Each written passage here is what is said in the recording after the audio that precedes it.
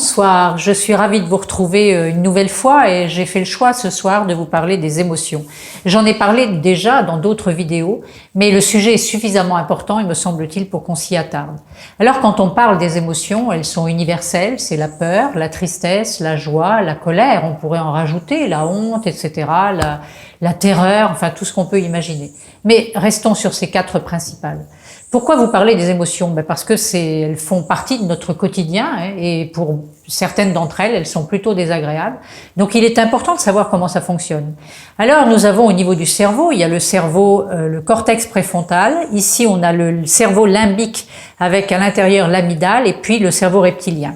Et s'agissant des émotions, eh bien évidemment c'est au niveau de l'amygdale que ça se passe. Et on a remarqué, enfin les neurosciences ont remarqué récemment que si on était en capacité de nommer et de pouvoir identifier ces émotions et de les exprimer, bien sûr, eh bien, il y avait un impact direct. Il allait se passer quelque chose entre le cerveau limbique, c'est-à-dire au niveau de l'amygdale, et le cortex préfrontal.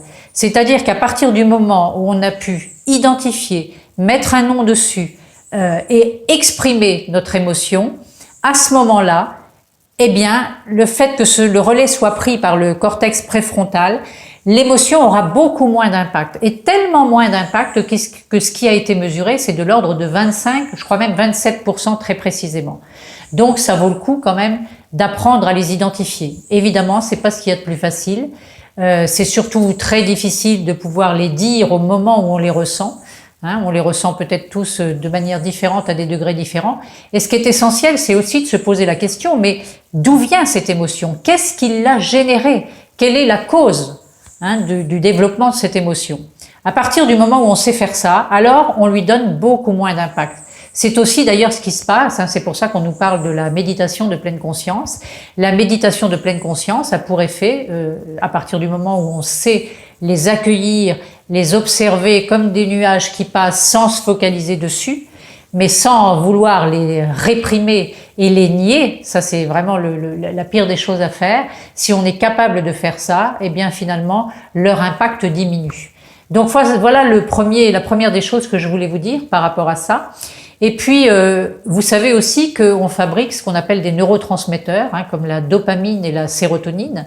Donc, si on veut que ces hormones de ces neurotransmetteurs de la bonne humeur soient plus importantes, il y a peut-être d'autres choses à observer qui sont assez faciles à mettre en place au quotidien.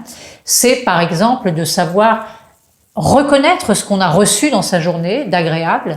Ça peut passer par une parole, ça peut passer par un sourire, ça peut passer par une nouvelle amitié, ou encore d'observer en tout cas ce que la nature nous propose, de reconnaître aussi qu'on a peut-être la chance d'être en bonne santé, enfin bref, toutes ces petites choses qui font que la journée a été agréable. Donc c'est important d'être en capacité de le reconnaître et de remercier. Alors on peut remercier la planète, on peut remercier qui on veut, peu importe.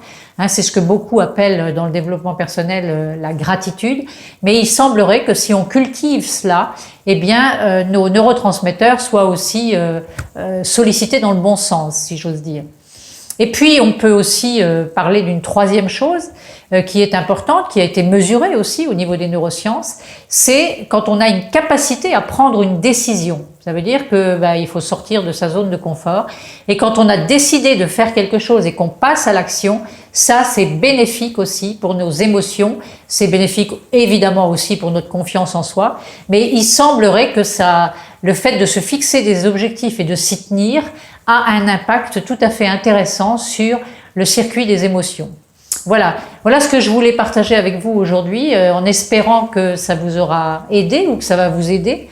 Peut-être allez-vous mieux observer, être davantage en conscience pour voir quelles sont les émotions qui vous traversent au cours d'une journée, de façon à en réduire l'impact lorsque ces émotions sont douloureuses. Évidemment, je ne parle pas de la joie. Plus on ressent de la joie, mieux c'est, bien sûr. Voilà, je vous remercie de votre écoute et je vous dis à très bientôt pour une prochaine séquence. Au revoir.